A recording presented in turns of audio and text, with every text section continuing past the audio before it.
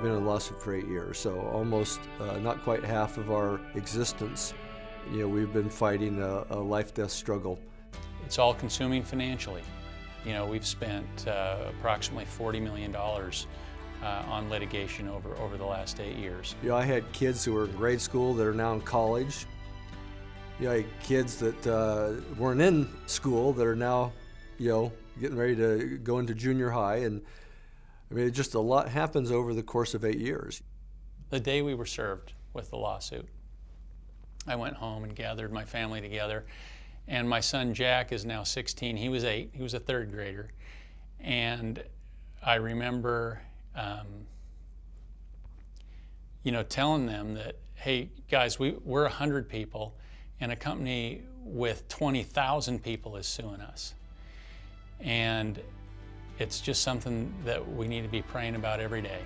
Half the employees of our company started with this after the lawsuit kicked in. So they don't know a life outside of the lawsuit.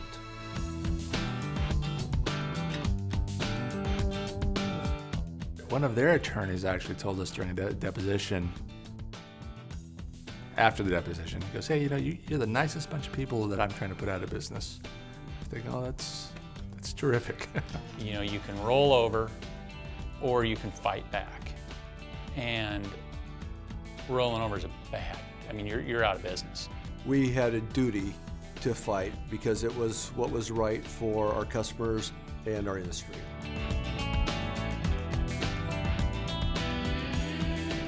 Of course, our perspective was that the suit that they hit us with was frivolous.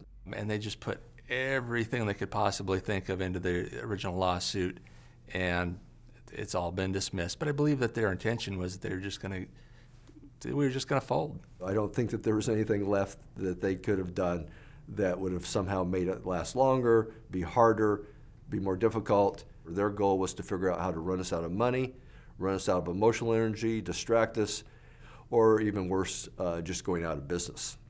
And, Avaya actually went out of the way to make it a personal fight. They sued us all personally. Avaya wanted to take my job, my house, my savings, everything we own.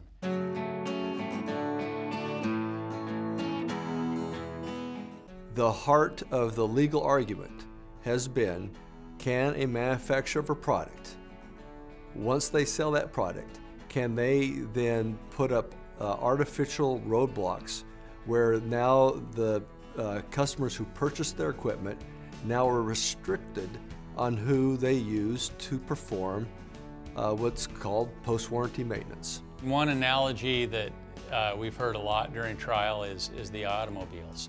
You buy a car, you want to change the oil, the manufacturer, they would love to force you back to the dealership to change the oil. I think most people in America would think, what? Can there even be a question that I can't take my car down to whatever local car shop that I want to get it serviced? So we filed an antitrust counterclaim against Avaya, and we've been battling that out for 8 years.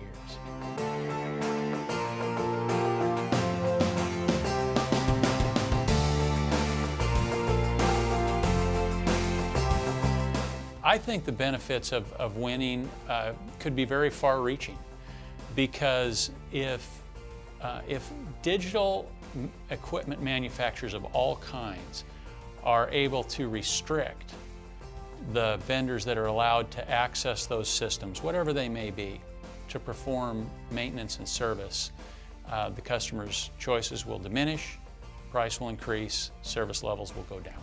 Our tagline is the power of choice, and we believe that that's a very appropriate tagline, because that's really what we've been fighting for 8 years. Choice creates competition, and competition is good for the customer. Yeah, we scored a huge victory for our industry.